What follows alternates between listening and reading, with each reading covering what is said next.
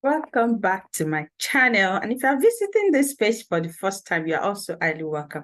In this lecture, I'll be looking at the perineal membrane. The perineal membrane is a fibrous membranous sheet that is seen to line the inferior surface of the urogenital diaphragm. I've put up a lecture on the urogenital diaphragm. If you've not checked that lecture up, please kindly go and do so. But for the purpose of this lecture, we would be focusing on the outline of the perineal membrane and also the structures that are seen to pierce through it.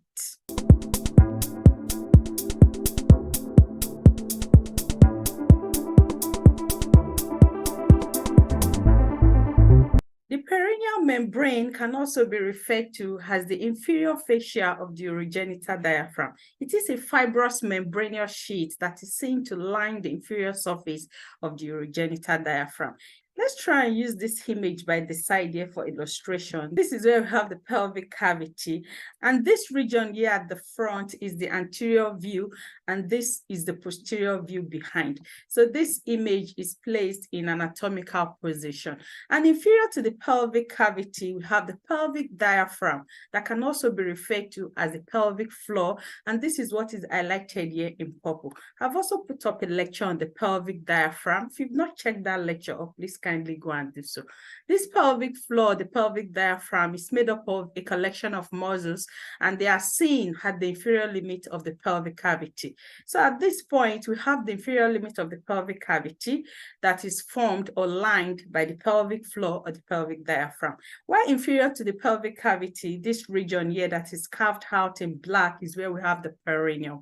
The perineum is a region that is located inferior to the pelvic floor or the pelvic diaphragm. Within the perineum, we have a number of dramatic events that occur within this space, and this is where also the perineal membrane is also located. So within the perineum, we have another diaphragm that is located, but of course limited to the anterior region. Remember, we've tried to place this image in an anatomical position. We said that this is the anterior view, and behind here is the posterior view. So around the anterior part, we have the structure that is referred to as the urogenital diaphragm. This urogenital diaphragm is also made up of a collection of muscles, and this is limited to just the anterior region of the perineum. Remember, we said that the inferior space that is located below the pelvic floor, that is where we have the perineum. So at the anterior region of the perineum is where we have the urogenital diaphragm, and this is what is highlighted here in green. This urogenital diaphragm is placed within the urogenital triangle. The urogenital triangle is a triangular space that is located in the anterior region of the perineum. Also lining superiorly to the urogenital diaphragm, we have the superior fascia of the urogenital diaphragm, and this is what is highlighted here in yellow. And this is the superior fascia of the urogenital diaphragm here, harrowed in yellow. This superior fascia of the urogenital diaphragm is thin when compared with the inferior fascia. This means that we have another fascia that is lining the urogenital diaphragm at the inferior part. And this is what is highlighted here in red. And this is what is referred to as a perineal membrane. This perineal membrane can also mean the inferior fascia of the urogenital diaphragm, and it is seen to line the urogenital diaphragm at its inferior region. This is thicker when compared with the superior fascia of the urogenital diaphragm. So this inferior fascia of the urogenital diaphragm that appears to be thicker is what is taken as the perineal membrane. So this is where we have the position of the perineal membrane here. And this is why we say that the perineal membrane can also translate to the inferior fascia of the urogenital diaphragm. Before we drive through the configuration or the outline of the perineal membrane, let's try and establish the functions that the perineal membrane exhibits within the space that it is located. We said that the perineal membrane is also the inferior fascia of the urogenital diaphragm. In this image, this is what is seen to be harrowed here in red. You see this tough membranous sheet lining the inferior surface of the urogenital diaphragm. And at this point, you see that it is helping to provide structural support for pelvic viscera.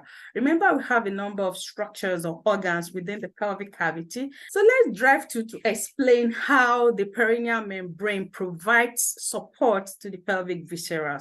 Remember when we described the perineal body, this is the perineal body here highlighted in black. We said that the perineal body is a central mass of muscle collection point between the urogenital triangle anteriorly and the anal triangle posteriorly. So at this point, you see a number of muscles located within the perineum contributing their fibers onto the central mass that is referred to as the perineal body. The perineal membrane is also seen to be connected also to the perineal body that is highlighted in red. So you see that the perineal membrane at this posterior margin is connected to the perineal body. And we know that the perineal body acts as a fibroskeletal framework of the perineum. And this is because we have a number of muscles around the perineum contributing to its formation. So they try to create a connection point for muscles around the space. And because the perineal membrane is also seen to be connected to the perineal body posteriorly, it is also helping to reinforce the structural orientation or framework of the perineum. So it is through this that the perineal membrane is also helping to contribute to the support that is created by the perineal body. We also see that within this region up here is where we have the pelvic cavity. And within the pelvic cavity, we have the urinary bladder located, of course, in the anterior region. And at the exit of the urinary bladder, we have the urethra. This urethra is to carry urine that is ready to be released out of the body. And along the path that it runs, you see that at this region, it pierces the perineal membrane. And because it pierces it at this point, the perineal membrane also is helping to provide support for the urethra at the region where it pierces it. We also have the vaginal canal located posterior to the urethra, and this is specific to female. The vaginal canal is also seen to pierce the perineal membrane. And at the point where the vaginal canal is piercing the perineal membrane, it is also seen to provide support for the vaginal canal at this region.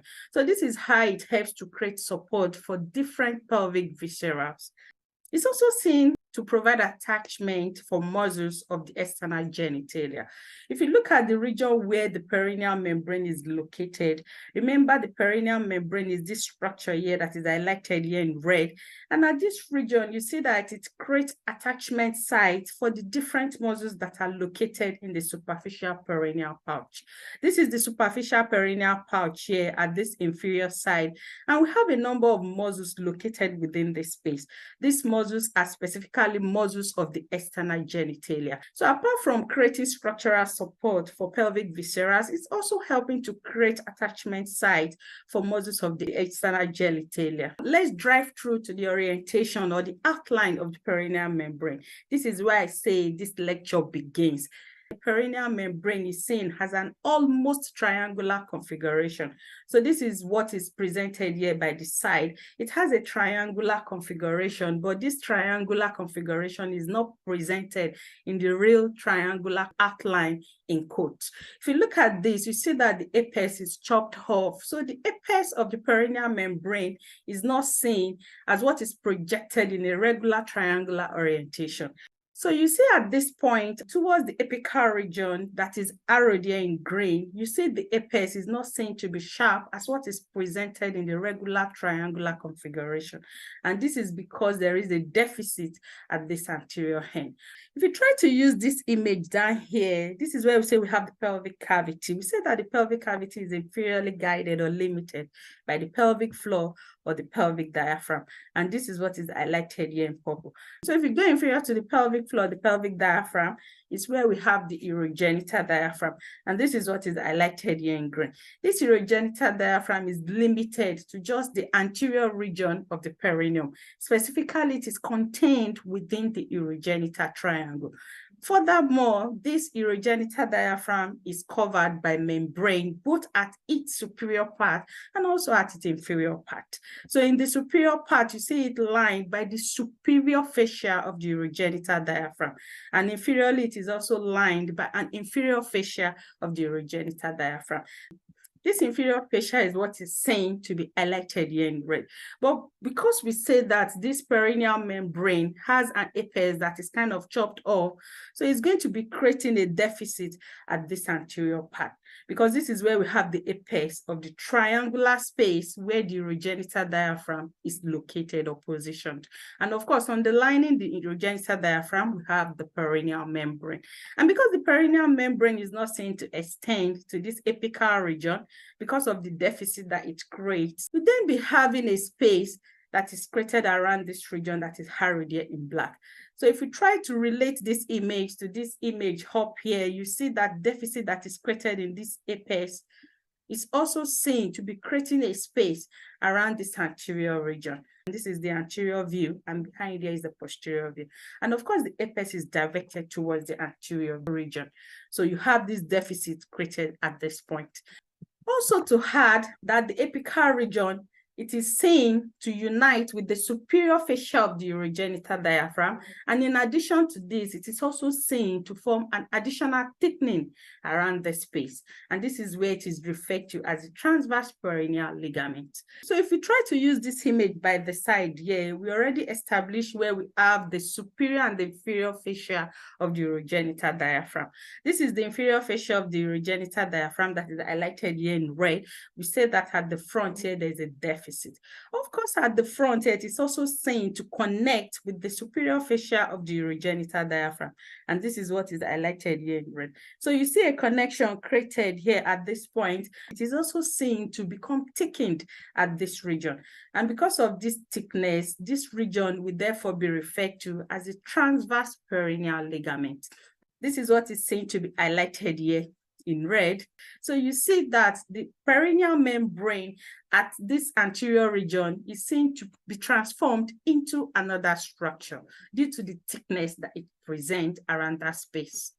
So if we try to drive further using this image by the side here, this outline is the inferior view of the pelvic cavity. And we say that inferior to the pelvic floor, the pelvic diaphragm is where we have the perineum. So this is a diamond-shaped outline. And because of this diamond-shaped configuration, this space is divided into the anteriorly placed urogenital triangle and also the posteriorly placed anal triangle. Within the anteriorly placed urogenital triangle is where we have the urogenital diaphragm. It's just a corresponding name, diaphragm. While inferiorly lining under the urogenital diaphragm is where we have the perineal membrane. And this is what is highlighted here in white at this region.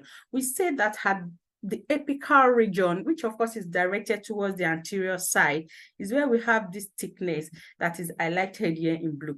And this thickness is referred to as the transverse perineal ligament. If you look at this region, at the most anterior edge here, we have a structure that is highlighted here in yellow, and this is referred to as the inferior pubic ligament. This inferior pubic ligament can also be referred to as the arcuate ligament. We've also tried to highlight this ligament in our previous lecture on the bone in pelvics. We said that this inferior pubic ligament is seen to line the inferior border of the pubic symphysis. Remember, this is the anterior view because this structure is placed in an anatomical position, and behind here is the posterior view. In the anterior region here, we have the pubic symphysis. The pubic symphysis is the joint that is created between the two hip bones along the midline region. So you have the creation of these joints, the pubic symphysis around this space. And of course, this pubic symphysis is further reinforced by ligaments. One of the ligaments that reinforces the pubic symphysis is the inferior pubic ligament, and it's seen to line the inferior border of the pubic symphysis.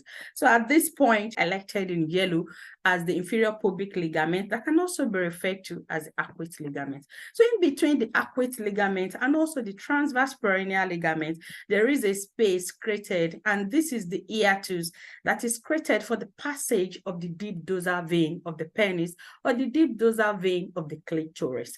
So this space is created as hiatus that allows for the passage of the deep dorsal vein of the penis or the clitoris. And this is what is highlighted here in green. So this space is not created for fun. It is opened for it to allow for the passage of this vein. So I've highlighted the event that the perineal membrane exhibits anteriorly. Posteriorly, it is seen to unite or merge with the superior fascia of the urogenital diaphragm. Remember, going to this image here, we say that anteriorly is seen to merge with the superior fascia of the urogenital diaphragm. And in addition to that, there is a thickness also exhibited around the space. And this is where it becomes transformed into the transverse perineal ligament. At the posterior end here, you also see it connecting to the superior fascia of the urogenital diaphragm. And this is what is seen to be highlighted here in red. And this is the region here that is harrowed here in red. If you try to go back to this image, you remember we already highlighted the event that the perineal membrane exhibits in this anterior region. Posteriorly, at this edge here on both sides, is seen to connect with the superior fascia of the urogenital diaphragm. Well, around the midline region where we have the perineal body, it is seen to be connected to the perineal body at this region. That is also harrowed here in red.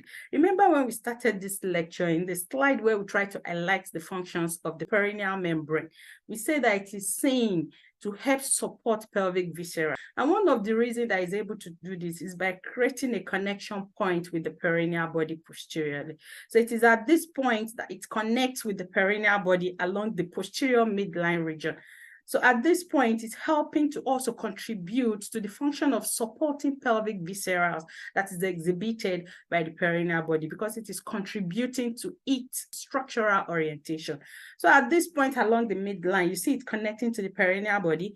Well, on the lateral side, on the lateral region, you see it connecting with the superior fascia of the urogenital diaphragm. So let's go further to the medial and the lateral connection point created by the perineal membrane. We've tried to illustrate with our previous slide the anterior and the posterior connection, and also the features that are exhibited by the perineal membrane around the space. So in the anterior part, we have a thickening of the perineal membrane that is referred to as the transverse perineal ligament, while posteriorly on both sides, you see it connecting with the superior fascia of the urogenital diaphragm, and along the midline region, it's connected to the perineal body. Let's look at the connection it creates laterally.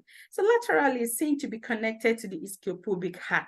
If you look at this lateral edge here, this is where we have the ischiopubic arc on one side, and this is the ischiopubic arc on the other side. On this arc is where we have the lateral connection of the perineal membrane, while medially it is seen to connect to the lateral margin of the urogenital hiatus. Remember, we have opening within the urogenital triangle in the anterior part. So this is the urogenital hiatus, that is an opening created on the urogenital diaphragm. This opening is seen to allow for the passage of the urethra in both the male and the female, and the vaginal canal specific to just the female. So on the lateral edge of the urogenital hiatus, we have the connection of the perineal membrane medially. This is where the perineal membrane is connected medially. So now let's drive further to highlight the different structures that are seen to pierce the perineal membrane. We know that the perineal membrane is seen to line over the inferior surface of the urogenital diaphragm. We have a number of structures that need to course through the pelvic cavity for it to exit that region, to enter into the superficial perineal pouch, and also to deliver its content out of the body. And this is why we have a number of structures and also vessels piercing through the perineal membrane, so as to get access to the region where they will be providing blood supplies to, and also innervations to. And also we have a number of structures also that need to exit that point to release their content out of the body. So we'll be driving through this slide to explain the different structures that will be seen to pierce through the perineal membrane. We've tried to highlight the perineal membrane in both the male and the female. So this is where we have the male perineal membrane, and this is where we have the female perineal membrane. And of course, this perineal membrane is placed in an anatomical position. This is the anterior edge here, and behind there is where we have the posterior edge. We know that this perineal membrane is seen to line the inferior surface of the urogenital diaphragm, which of course takes a triangular orientation. Of course, we also know in our previous slide that this apex is not seen to be sharp in the perineal membrane because of the deficit that is created around this point. And also at this anterior head, you have a thickening that is highlighted here at this point. We say that this region that is thickened is referred to as a transverse perineal ligament. This is exhibited in the male perineal membrane and also in the female perineal membrane. So between this transverse perineal ligament and also the inferior pubic ligament or the arcuate ligament that is highlighted here at this point, we have a space that is squated. So this hiatus allows for the passage of the deep dorsal vein of the penis. So if you look at this region, this is where we have the deep dorsal vein of the penis that is harrowed here in blue, and you see it passing through the hiatus that is created between the transverse perineal ligament and also the inferior pubic ligament. So this space is what allows for this passage. And if you look at this image up here, this structure here represents the penis, and at this region is the posterior or the dorsal region of the penis. So this is where this deep dorsal vein of the penis will be coursing through. So you see it at this posterior end. And if you try to relate it to the female perineal membrane, so at this hiatus, we have the passage of a corresponding named vein, but in the female. And in female, this is referred to as the deep dorsal vein of the clitoris. This deep dorsal vein of the clitoris is what is seen to pass through the hiatus that is created between the transverse perineal ligament and also the inferior pubic ligament. You can see that the name is specific to sex. So in male, we have the deep dorsal vein of the penis, while in female, we have the deep dorsal vein of the clitoris. So the next structure that is seen to pierce through the perineal membrane that is common to both the male and the female is the urethra. And this is what is seen to be highlighted here at this point. So you have the urethra, which of course is the pipe or the tube that carries urine from the urinary bladder that is located within the pelvic cavity. So you see it piercing through the urogenital diaphragm. We described this in our lecture on the urogenital diaphragm. After piercing through the urogenital diaphragm, the urethra still needs to pierce through the perineal membrane and finally able to release its content out of the body. So this is what is saying to be projected here in this image. And as you have this structure in male, you also have it in the female perineal membrane at this point that is also highlighted here in brown. So you have the urethra also piercing through the perineal membrane in the female. So the urethra is common to both the male and also the female. In addition to this central region, apart from the urethra in female, we also have the opening of the vaginal canal, and this is what is harrowed at this point. We know that the uterus is located at the posterior region of the urinary bladder. These two structures are located in the anterior part of the pelvic cavity. They are so positioned around this region. It means the structure that will be located inferior to them we also need to pass through the anterior region of the perineum. And this is why you see that the urethra piercing the perineal membrane anteriorly. Behind, in female, you have the vaginal canal piercing through the perineal membrane posteriorly. But in male, we do not have this kind of presentation because of the peculiarity of the reproductive system. Then the next structure that is seen to pierce through the perineal membrane is the dorsal nerve of the penis. This is the dorsal nerve of the penis here, harrowed in purple. The dorsal nerve of the penis, you have one on this side, I have another one on the other side. This dorsal nerve of the penis is a terminal branch of the pudendal nerve. And we know that the pudendal nerve is one of the branches from the sacral plexus. I've also put up a lecture on the sacral plexus. If you've not checked that lecture up, please kindly go and do so. This dorsal nerve of the penis, we say, is a branch from the pudendal nerve. And this is where we have the pudendal nerve here at this region. And from the pudendal nerve, after the emergence of the dorsal nerve of the penis, you see it passing through the deep perineal space. And along this course, you see it at this anterior part, piercing through the perineal membrane. And as it pierces through the perineal membrane, at this anterior edge, you see it accessing the hiatus that is created for the deep dorsal vein of the penis. So at this point, you see it running along the lateral region of this hiatus. And this is why we have the dorsal nerve of the penis also located on the lateral side of the deep dorsal vein of the penis. Remember, the deep dorsal vein of the penis is located at the central part in this hiatus that is created by the transverse perineal ligament and also the inferior pubic ligament. So at this central region, we have the deep dorsal vein of the penis, while on the lateral edge here, we have the dorsal nerve of the penis. And this is how the dorsal nerve of the penis at this point pierces through to access this region. So as you have one on this side, because you have another dorsal nerve of the penis at this region, it also pierces through the perineal membrane at this region. So you see it accessing also the lateral side on the other side. And this kind of presentation that is seen here is also exhibited in the female. So in the female, we have the dorsal nerve of the clitoris. So this dorsal nerve of the clitoris is also a branch from the pudendal nerve. The pudendal nerve is one of the branches from the sacral plexus. So as you have one on this side, you also have another one on the other side. And we say that the emergence of this nerve is from the pudendal nerve. So from the pudendal nerve, you see it running through the deep perineal space before it's able to pierce through the perineal membrane at this edge to finally gain access into the hiatus that is created for the deep dorsal vein of the clitoris. So at this lateral edge here, you see it being positioned within this hiatus. And as you have this presentation here, you also have it on the other side. So one of the structure that I would highlight that is seen to pierce through the perineal membrane is the dorsal nerve of the penis or the dorsal nerve of the clitoris. So going further, the next structure that we have is the dorsal artery of the penis. If you look at how the name is being drafted, you see that what we have before this is the dorsal nerve of the penis. So after the dorsal nerve of the penis is a corresponding named artery that would be seen. So we have the dorsal nerve of the penis. This will be followed with the dorsal artery of the penis. So this is the dorsal artery of the penis here that is highlighted in red. This dorsal artery of the penis is a branch from the internal pudendal artery. Remember a lecture on the urogenital diaphragm when we try to highlight the vessels that pierce through the urogenital diaphragm. One of those structures that we highlighted was the internal pudendal artery. This internal pudendal artery, after piercing through the urogenital diaphragm, you see it then giving off a number of branches. It is these branches that will further then pierce through the perineal membrane. And we'll be highlighting these different vessels as we go through with this lecture. So one of the branches from the internal pudendal artery is the dorsal artery of the penis. And at this point here, you see it piercing through the perineal membrane. So as you have one on this side, you also have another one on the other side. For the female, what you have would then be the dorsal artery of the clitoris. So this is the dorsal artery of the clitoris here, highlighted in red.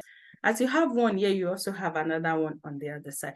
So you see that they are aligned along the lateral border of the perineal membrane. Then the next artery that is seen to pierce through the perineal membrane is the deep artery of the penis. This is the deep artery of the penis here, heralded in red. This deep artery of the penis is seen to pierce the perineal membrane and this lateral edge. So you have one here, you have another one on the other side. For the female, what you then have is the deep artery of the clitoris. And this is what is also seen to be heralded at this point. You have one on this side and you have another one on the other side. So this is how these arteries are seen to align along the lateral border of the perineal membrane. Now we'll be driving through to the central region of the perineal membrane. Remember, we already highlighted the urethra at the central part, while in female, we highlighted the urethra and also the vaginal canal at the central part.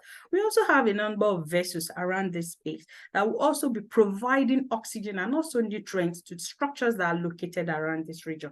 These vessels are also seen to pierce through the perineal membrane. So let's use the male perineal membrane to illustrate first. So around this central part, we have the urethral artery. This is the urethral artery here that is heralded in red. So as you have one on this side, you also have another one on the other side. This is the urethral artery that is a branch also from the internal pudendal artery to provide supply for the urethra. And of course, this is why it is seen to be located around the urethra. So around this central point, this is one of the vessels seen to pierce the perineal membrane around the central region. Because the urethra is peculiar to both the male and the female, there's going to be the urethral artery also in the female, and this is what is heralded here in red. So you have one on this side and you have another one on the other side. Then the next structure or vessel that is seen around the central region is the artery of the bulb of the penis. And this is the artery of the bulb of the penis penis here, also located around the central region, because this artery is seen to provide supply for the root of the penis. And at this point is where we have these muscles attached to. So you see this artery also piercing the perineal membrane at this central region. So as you have one on this side, you also have another one on the other side. For the female version, a corresponding vessel that is seen to pierce the perineal membrane around the central region is the artery to the bulb of the vestibule. And this is what is seen to be hairy at this point. So you have the artery of the bulb of the vestibule on one side. You also have another one on the other side. So these are the vessels piercing the perineal membrane around the central region. So if you go to the posterior edge here, you also have a group of vessels and also nerve that are referred to as the posterior scrotal vessel and nerve. And this collection here is seen at this posterior edge. So you have one on this side, you also have another one on the other side. In female, this will then be referred to as the posterior labial vessel or nerves. And this is what is seen to be highlighted here at this point. So these are the structures that are seen to pierce through the perineal membrane. In male, there is an additional structure that is seen to pierce through the perineal membrane, and this is the opening of the bulbourethral gland. So we have the opening of the dot of the bulbourethral gland also around the central part. Remember our lecture on the urogenital diaphragm when we try to highlight the structures piercing through the urogenital diaphragm. One of the structures that we highlighted is the bulbourethral gland that is seen to be located on both sides of the membranous urethra in male. So if you try to use this image down here, we can use this to further explain how the dot of the bulbourethral gland is seen to pierce through the perineal membrane. This configuration here, this is where we have the pelvic cavity that is inferiorly limited by the pelvic floor or the pelvic diaphragm. While within the pelvic cavity, we have the urinary bladder. Here, we have the prostate gland at the edge of the urinary bladder. This prostate gland is seen to rest on the pelvic floor or the pelvic diaphragm. Where at the exit of the urinary bladder, we have the urethra. We know that the urethra specific regions are tagged different names. At this region here, just at the point of exit from the urinary bladder, is referred to as the pre-prostatic urethra. Where we have a region of the urethra, of course, that runs through the prostate gland, and this is referred to as the prostatic urethra. Inferior to the prostatic urethra, we have the membranous urethra. This membranous urethra is seen to pierce through the urogenital diaphragm. This is where we have the urogenital diaphragm here. This urogenital diaphragm is inferiorly limited by the perineal membrane. This we've highlighted in our previous slide. So on both sides of this membranous urethra is where we have the bulbourethral gland, and this is what is highlighted here in yellow. We have two. We have one on this side, and we have another one on the other side.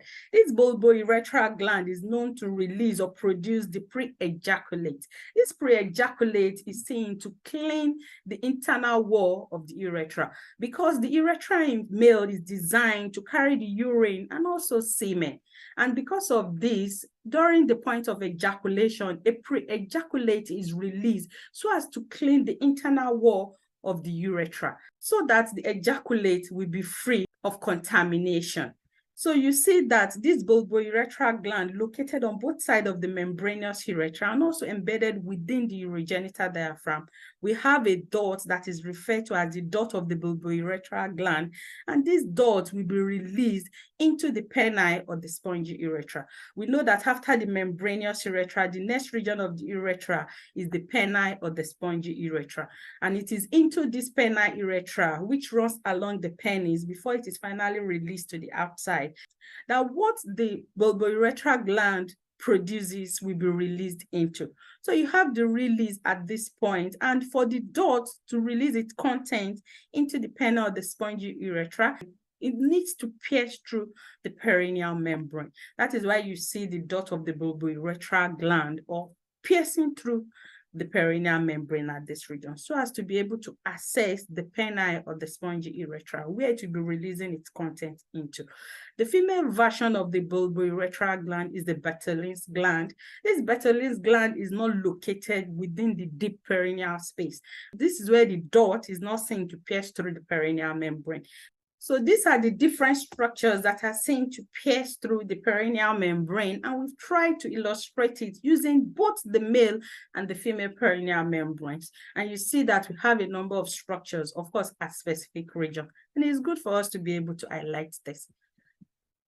Let's try and use this slide to summarize the different structures that are seen to pierce through the perineal membrane. So looking at this table, the first structure that is seen in male and in female is the urethra. We also have, addition to this, we have the vaginal canal. The vaginal canal is peculiar to female, so it's seen to pierce through the perineal membrane just posterior to the urethra in female. Then the next structure that we have is the dorsal nerve of the penis.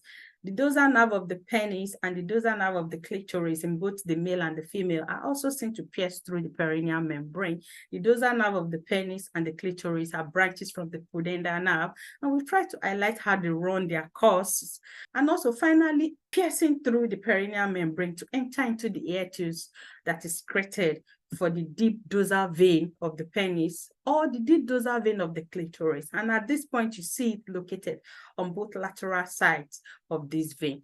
Then the next structure that we have is the dorsal artery of the penis or the dorsal artery of the clitoris. We say that after the dorsal nerve, the next structure is the dorsal artery.